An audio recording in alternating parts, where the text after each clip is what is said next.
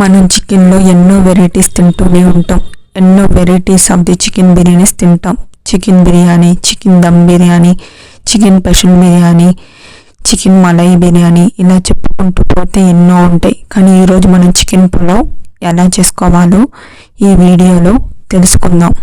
Hello friends, welcome to డిన్నీ రుచులు YouTube channel.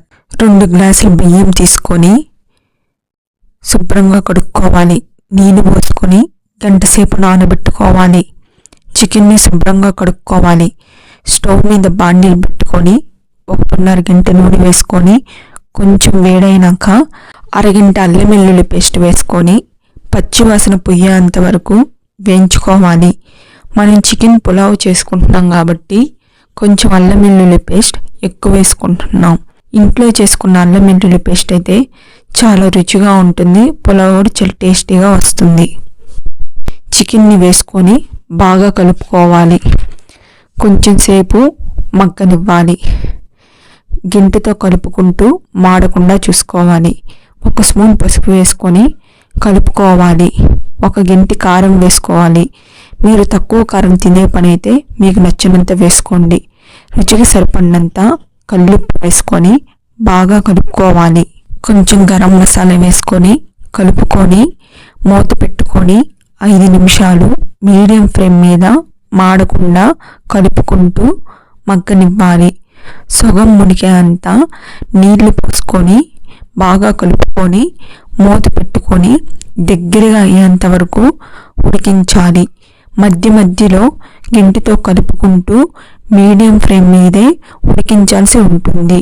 Stove మీద దబర పెట్టుకొని 2 గంటలు నూనె వేసుకొని కొంచెం నెయ్యి వేసుకొని వేడైనాక బిర్యానీ ఆకు, పట్ట, యాలక్కాయలు, లవంగాలు, మరాఠీ మొగ్గ, అనాస పువ్వు, జాపత్రి, బండ పువ్వు, సాజీరా వేసుకొని మీడియం ఫ్లేమ్ మీద వేగినాక 4 మీడియం సైజ్ ఎర్రగడ్డలు వేసుకొని గంటితో కలుపుకోవాలి.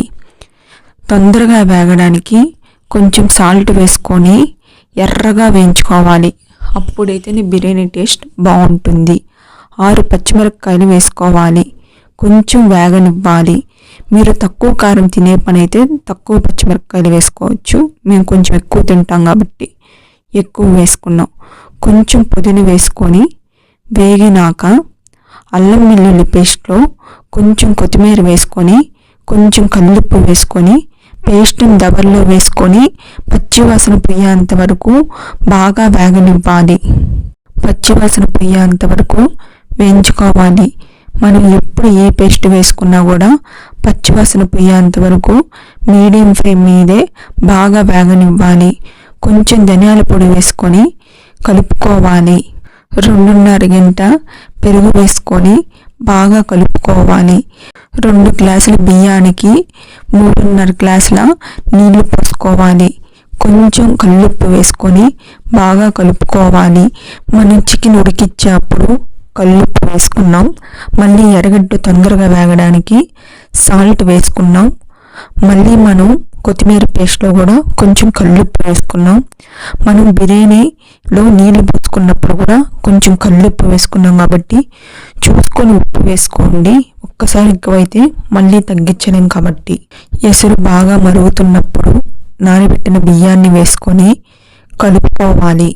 మూత పెట్టుకొని బాగా ఉడుకుతున్నప్పుడు కలుపుకొని మూత పెట్టుకొని ఉడికించిన చికెన్ని ముక్కలు పెట్టుకొని మొత్తం వేసుకొని కొంచెం నిమ్మరసం వేసుకొని ప్లేట్ పెట్టుకోవాలి. దబర పెట్టుకొని దబర్లో నీళ్లు పెట్టుకొని దబర్ మీద పెట్టుకొని 20 నిమిషాలు లో ఫ్లేమ్ మీద దమ్ చేసుకోవాలి. కొంతసేపు అయినాక బిర్యానీని తీసి కలుపుకుంటే బాగుంటుంది. ఎంతో ఈజీ అయిన సులభతరమైన చికెన్ పులావ్ రెడీ.